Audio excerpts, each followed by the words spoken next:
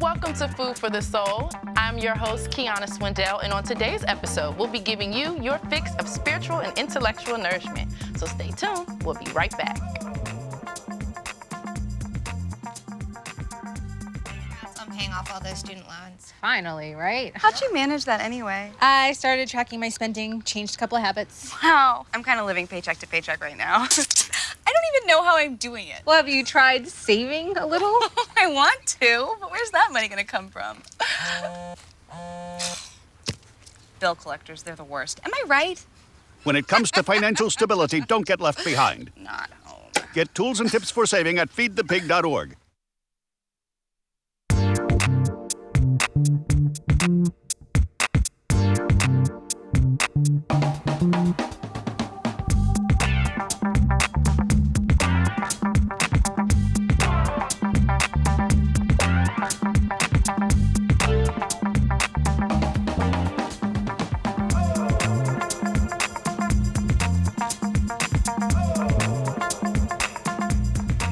Welcome back to Food for the Soul. I'm your host, Kiana Swindell, and on today's show, we're talking with local educators who are making a difference in the lives of Prince George's County students and in the schools of our community. Joining us now is the 2014 Prince George's County Principal of the Year and Principal of Dr. Henry R. Wise Senior High School, Miss Carletta Morrow. And also joining us is Prince George's County Teacher of the Year, Ms. Laura Shelton, and upcoming Student Council Board Member, Mr. Jeffrey Taylor. So thank you all for joining us today on our whole topic of education. So, Ms. Morrow, you are the 2014 Principal of the Year. Yes. Well, I guess technically you are the recipient of the Washington Post Distinguished Educational Leadership Award. Is that technically? Okay, yes. So congratulations, first of all. Thank you. Tell us a little bit about your path to Principal of the Year, or just becoming a principal in general. Okay. So I started my career in Prince George's County about 16 years ago. Okay. And my path actually was kind of non-traditional. I started out as a teacher's assistant and then went on to teach in the alternative setting at Annapolis Road Middle School. And then I went on to Benjamin Stoddard Middle School, which actually gave me a lot of background on instructional knowledge and actually how to just get to children and teach teachers as well. And so I used that knowledge, and I soon became an administrator at Northwestern High School, where I was assistant principal, and then later moved on to Gwen Park High School as principal, and then currently at Dr. Henry A. Wise Junior High School as principal. Okay. And so all of these opportunities helped me to get where I am today. So being as though you are the 2014 Principal of the Year, how did you become the Principal of the Year? What are the steps? Do you have to be nominated? What did it take? So to become the Washington Post DLA, what they refer to it as, there's a process through the school system where actually staff, parents, and the community and students actually nominate you. And created a portfolio with lots of letters of recommendations, things that you've done to show your work around certain criteria. And it's a very competitive process. There will probably anywhere from 10 to 12 nominees in the school system that are then forwarded to the Washington Post as finalists for the actual award. Oh, wow. Very competitive. Yes, it is. So I'd imagine that in the education world, to receive this honor of the Washington Post Distinguished Educational Leadership Award is a big deal. It is. So, it is. And I'm very honored and humbled. Yes, you think you have some jealousy amongst your peers a little bit? I hope not. I hope not. Well, it's all for the good of education. So now you are the principal at Dr. Henry A. Wise Jr. High School. Yes. What changes have you seen, or what things do you love most about your school? As you said, you've been to a lot of different schools of different ages and in different positions. So now with your experience at Wise, what would you say has been most rewarding to you about your time at Wise as principal? So many things have been rewarding at Wise. I think that one of the biggest things is, in my career, Wise is one of the largest high schools in the school system and the largest school that I've worked in. And just to see the diversity within the school, although our community is in Upper Marlboro, we service a large population within the school system. And so for me, the success of the school is seeing what my students are able to do. And this year alone, we've just done so much, and been getting awards just for college summits, school of the year. Jeffrey's a student at Wise, so a student member of the board. Sports, just everywhere, test scores rising, scholarships and things. And so I get my reward from what the students are doing and what my staff is able to do. One of the things I always say to them is, I look good because you're good. And I think it's about the people around you. It's not about you. We often in education, and especially in high school, moving from the attitude of isolation to collaboration has been big. And one of the things we do at WISE is definitely show our Puma pride and ensuring that our students, our teachers, and the community just really buy into the whole motto of average is officially over. And that's what we've lived within my time there. Average is officially over. Yes, yes. So, you know, younger generations have been getting a hard time in the eyes of our people in generations above them as far as social media goes and social networking. I've always wondered if principals and teachers and people in leadership positions in the school system have noticed any change or any bearing on their students because of social media. Now, you have are clearly running a successful school, and you have students like Jeffrey and other students that are excelling in other academic programs and sports. Would you say that, have you noticed in your time with your students and just your school in general, that social media has hindered the learning experience? And so social media, I think it has its pros and cons. Okay. We have some instances where we've had to intercede because of things that have happened on social media, but we also educate our students around the pros and cons with using it the proper way. We actually have Puma's Den ourselves that we use to disseminate information, and the kids give feedback. Okay. That's nice. So our assistant principal leads it along with some of the students, and it really helps to get information out. And so I just believe if it's used properly, it's a good tool. But we're also finding that we're constantly educating our students on using it properly so that you don't ruin your life and ruin your future. Exactly. And that's been the message with social media, because it does have some great aspects about it, but just using it properly. Finding the balance, because like you said, it is absolutely something that it's here to stay. Yes. So if we use it to our advantage, it can be very, very helpful to us all. Yes. So since you are principal of the year, also Washington Post Distinguished Educational Leadership recipient, award recipient, long title, love those. What would you say are some ways that you would continue to lead WISE and have it being one of the #1 schools in our county, or #1 high schools? So I would continue to make sure that our vision and mission is being upheld in the school, and ensuring that our students are first in everything that we do, even with our student leaders in the building.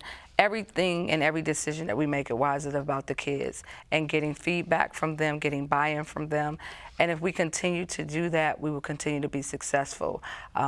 With all the new testing and things, I'm actually looking forward to seeing the results this year, because I believe we're going to see major gains just from what our students were able to produce this year. Nice. Okay. Well, you know, if I was back in high school, it sounds like I know exactly where I would want to be. Good. Either when I go to high school, I want to be over there with you at WISE, and then also if I was a little bit more on the creative side, I would like to be at Benjamin D. Floyd Creative and Performing Arts Academy in Morningside, Maryland, where we have the 2014 Teacher of the Year, Miss Laura Shelton. So thank you, Miss Shelton, for coming and speaking to us today. So again, as I asked Miss Mara, how did you become Teacher of the Year? Well, let's backtrack. How did you get into education? What brought you to being a teacher? Okay. Prior to coming to the classroom, this is a really interesting story. I used to work for the Department of Corrections. Really? I worked for a maximum security male prison about 45 minutes west of Richmond. And that was an interesting educational opportunity for me. And that ultimately, that is what propelled me into the classroom, to be able to affect the thinking of our young men. I worked at a male prison, but also of our young women before they had a chance to make those types of errors that might land them in prison. I can see. Okay. Yeah. Yeah. All right. I understand how that could want to push you, because you're firsthand right there when you're working in a corrections facility. Wow. I was a corrections officer. I wore a uniform and a badge. Ooh, okay. Yes. So they know not to mess with Miss Shelton.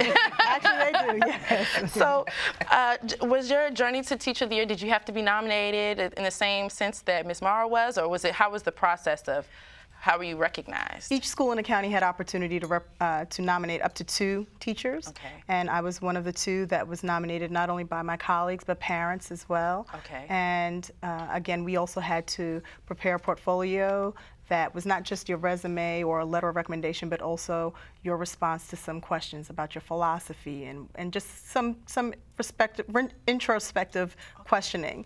And there was a board, I guess, a committee that reviewed, and then there was an interview process, and they came and taped me in my classroom, and there was an announcement made in early May. Oh, nice. So what subject do you I teach? teach science, 8th grade science. Okay, nice, nice. Okay. And as a teacher, you're in firsthand right there in the room with the students all day. How would you say, how important is it to encourage parents to be more involved with their students and, you know, piggybacking with you teaching them throughout the day? What would you say? What could you say to speaking to parent involvement? It's a partnership. It's a partnership between the scholar, between myself and the parents. So it's absolutely imperative that the parents be involved with the learning that they supported at home. I try and make efforts to communicate to the parents so that they're aware as to what the expectations are and as kept abreast as to their scholars' achievement so that they know how they can offer support. Schools, we also offer community events or workshops for the parents to come in, especially with the new criterion coming in with the Common Core. And so we certainly want to keep parents informed so that they're able to support the kids at home. Okay, all right. So this is a fun question we always like to ask our guests. Where do you see yourself in 10 years? Working. Working, yeah. And certainly in education. In education, right. I'm not certain. There are lots of opportunities, not only in the classroom, but outside of the classroom, not only inside the schoolhouse, rather, but just at higher levels within the county. I don't know. Perhaps something in the science office. I think I definitely want to continue working to support the science curriculum in the county. Perhaps not in the classroom, but I love what I do for now, and so I'm going to stay in the classroom for now. Nice, okay. Yeah. Well, would both of you ladies consider yourself lifelong learners? Yes. Absolutely. Absolutely. Maybe not in a formal sense. I'm not working on a doctorate or anything, Right, right now. but we have to continue to learn as the types of educate and opportunities to we're teach. offering our kids are evolving. We have to evolve with those, especially in the area of technology. Right. So certainly Oh, yeah, we're constantly absolutely. learning. Now, I know that Jeffrey here probably knows a lot about technology. And Jeffrey, I would also love to be able to continue to be a learner as well, but I know you ladies already with the positions that you have in education can teach me under the table. So, Jeffrey, yes. How are you today? I'm very good. How Thank are you? you so much for joining us. Now, I must say, you are very mature. To be in high school, I was thinking, wait, I thought he's in college? No. Thank you. So you are the newly elected, the upcoming school board member. Yes, student member on the Board of Education. Student member on the Board of Education. Yes, Thank you for the clarification. Okay, so tell us a bit about that and your leadership within school and your everyday. Yes, I started with leadership in 9th grade attending Dr. Henry A. Wise Junior High School. I was the class of 2015 president, the next year president again, and this year I took on the role of overall SGA president. These experiences most definitely have developed me to where I am today, not only with the process of running for the student member on the Board of Education. It brought me to the point where I was affirmed in my leadership, and I knew what I was doing was best for the county. So, of course, after the application process, I was sent to an interview with maybe 6 or 7 other student member on the board hopefuls, and it was narrowed down to 2. After that, we had an election at a General Assembly through PRIARS, the Prince George's Regional Association of Student Government, and that's how I got to where I am today. Wow, okay. So in some of your leadership positions that you've already had, because your resume is already building, what are some changes that you've been able to help bring to your school? As not only the class of 2015 president, when we came into our freshman year, of course, our main goal was to raise money. And that is what we did. Brought us to where we are today with over $15,000 that we are using for our senior year. So on top of that, and the Student Government Association president, I think that I've had a great, and along with my other SGA members, we had a great homecoming. We promoted drug-free safety awareness week. We also did advisory lessons that we broadcast throughout the whole school, informing the students not only on things from cyberbullying to safe driving to non-texting and driving. So I think that my impact as a Student Government Association president has made a great impact along the whole school. So what are your future goals? Where do you see yourself? You know, high school's going to come to an end at some point. You are obviously a leader. Do you see yourself going into education, or do you know, or what do you see for yourself in the future? Either education or politics. I would like to go to college and major in political science. Or both? Yes, and that is true. And then come back to this county so that I can give back to what brought me to where I am today. Nice. So. Okay. Well, best of luck as upcoming school board student representative member. Is there any last? We're coming up on a break soon, but as educators and as a student, was there anything you would like to see changed if you had it your way in a perfect world? What change would you make today to increase positive education just as a whole across the county? I know that's probably a bit vague of a question, but you know, I'm sure as educators there's things you see daily or things you go through all the time and you wish if this one thing was different, that would help me a little bit better during my day, you know, with my students. Is there any, you know, anything along those lines that you might be able to? Any one thing that would help improve? Yes, anyone to help you be able to do your job even better. Yes. That's a good one. Any one thing. Well, you know, there have been so many shifts as far as the family values, what the nation perceives as being successful, what the national standards of achievement are. If we could just get some sort of consistency within those areas, it would just help me to preserve what I need to be able to get to the kids. It would make it a little easier for me. But I mean, we're trying to evolve with all of the changes that are out there because change is necessary. Right. It's like, again, especially in the area of technology, but those shifting values affect the way the kids think, and so we want them to stay focused on the main thing. That's a great point that you bring up because, you know, in the age of social media and reality TV, that's why I wanted to ask you about that because I know that's something really new that's different from generations before in education, and I know that it's making your job a lot more involved, among other things, of course, to be a principal and a teacher and then also a student that has leadership positions. So taking time from your busy day-to-day and thanking you for all that you do. I wouldn't be in my position if I didn't have a principal, if I didn't have a teacher, and if I didn't have members of the student board like you. So again, thank you all so much for coming and discussing education with us, and we hope you come back again. But for now, when we come back, we'll be talking about Prince George's County's Omega Psi Phi Fraternity Incorporated's Gamma Pi chapter and how the Qs are supporting education across the county. You don't want to miss it, so stay tuned to get more food for your soul. We'll be right back.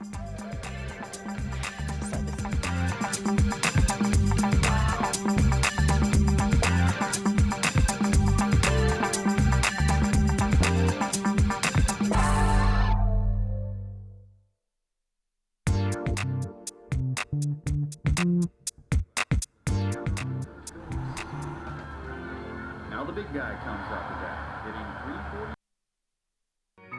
If I ride, I will know the way the trees smell after the rain. I will grow a heart so strong that hospitals will take Tuesdays off. If I ride uphill, I will eventually get to ride downhill. That's how it works. If I ride, my breath will fill the air instead of smoke and car exhaust. If I ride, road rage will turn into laughter. And I won't be a boy or a girl. I will just be a rider. If I ride, I will be strong.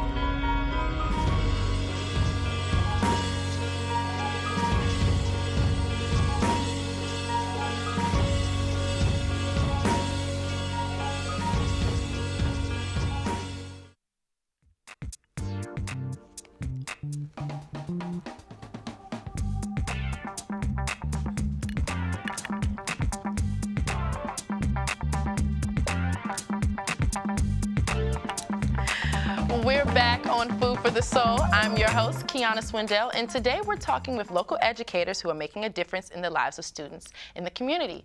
Joining us now is the current boss list of Omega Psi Phi Fraternity Incorporated's Gamma Pi chapter, Mr. Brian K. Long. Welcome to the show, Mr. Long. Thank you. Thank you so much for being here today. So you are the boss list of the Gamma Pi chapter of Omega Psi Phi Fraternity Incorporated in Prince George's County. Correct. All right, we got all that clear. So how do you become a boss list? Please tell us about your leadership in your organization, fraternity. Okay. First, let me talk about the chapter itself, Gamma Pi. Gamma Pi is the third largest chapter in our fraternity, whereas we have over 700 chapters worldwide. Okay. Gamma Pi has about 170 dues-paying brothers at this time. During our centennial year in 2011, we had over 200 brothers in the chapter. We are located in the 2nd district of Omega Psi Phi Fraternity Incorporated, and the 2nd district consists of the following states: Maryland, Delaware, Pennsylvania, New Jersey, and New York. Gamma Pi just recently, last year, celebrated 40 years of assistance and service in the Prince George's County community.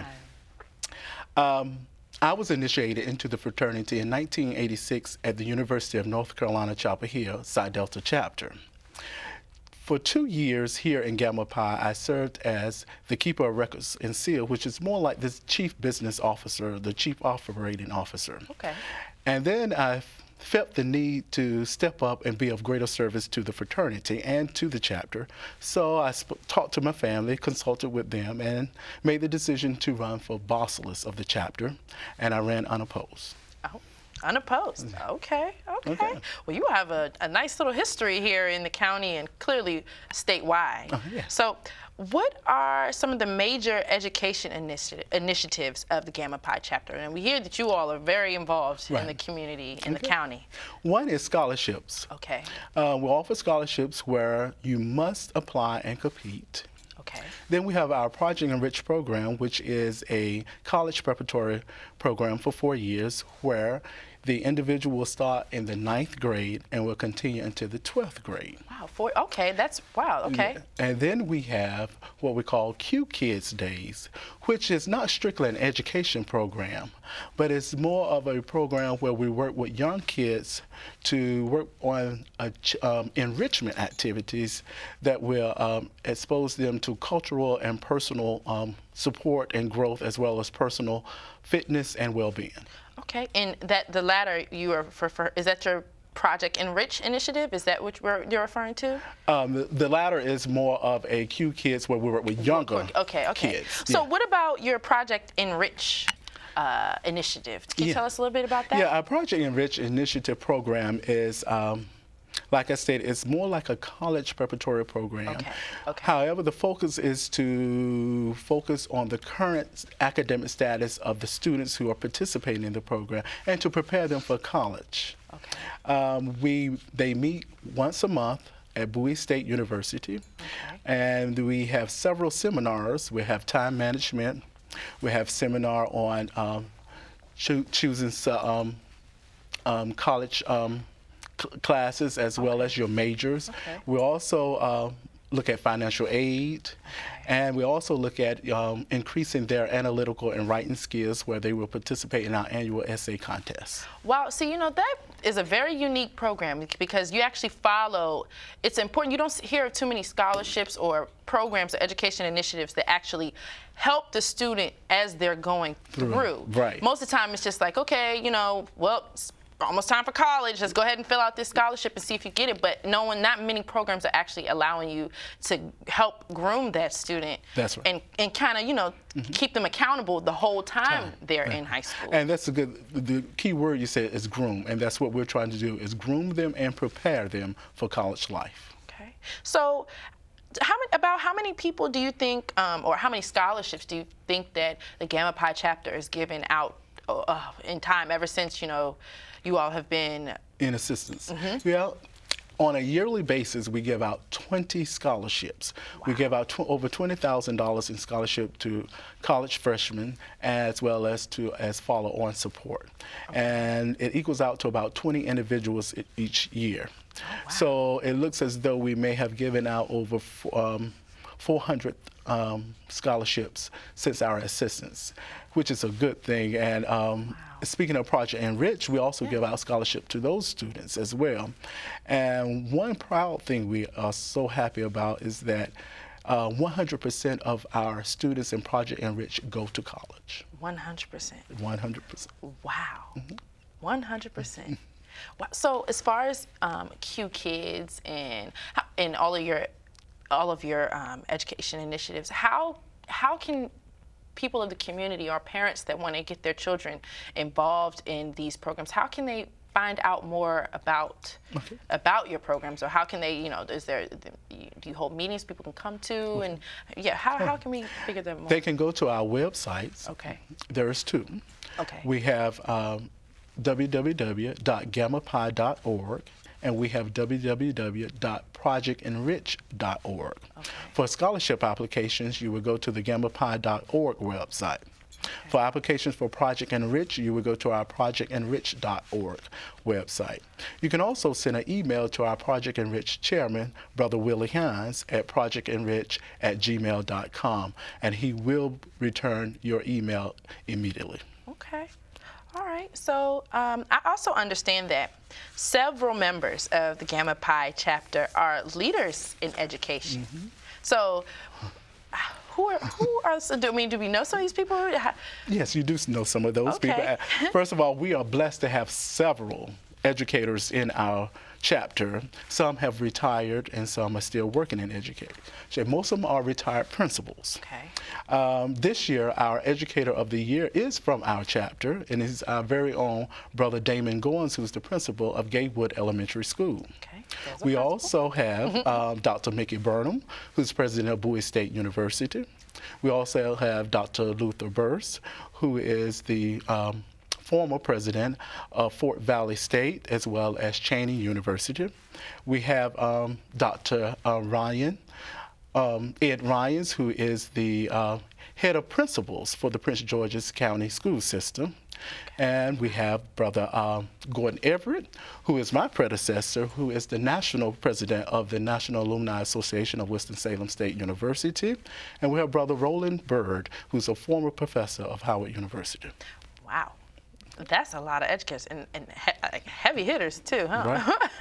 So I kind of jumped the gun a little bit. So we know now that Gamma Pi is incredibly involved with education. Right. How did this become an initiative in the first place? Why is education so important to is it the Gamma Pi chapter, or is it Omega Psi Phi Fraternity Incorporated in general? It's Omega Psi Phi Fraternity Incorporated in general. Scholarship is one of the 4 principles of the Omega Psi Phi Fraternity Incorporated. It is near and dear to the hearts of all the brothers. Each chapter in the fraternity is mandated to have some type of scholarship program. Okay. Our founding fathers of our fraternity were educators and were working in the education field, as we do have many that are continuing to work in the education field. Wow, so it's just been that important. Mm-hmm. And so I know we're coming to a close. I want to know, what can we expect from Gamma Pi in the future? What you should expect is continuity and stressing education, the importance of education, and seeing the brothers of Gamma Pi out there pushing education forward and moving our youth towards getting a good education. Well, I am very thankful that you came here today, Mr. Brian K. Long, the boss list of the Gamma Pi chapter of Omega Psi Phi Fraternity Incorporated, Prince George's County Gamma Pi chapter. There you go. So we hope to have you again, and thank you so much for all that you do. More Greeks need to kind of get on board of the Gamma Pi train. But that's all our time for now. And I hope you were able to get your fix of spiritual and intellectual nourishment from today's show. I'm your host, Kiana Swindell, and we'll see you next time on Food for the Soul.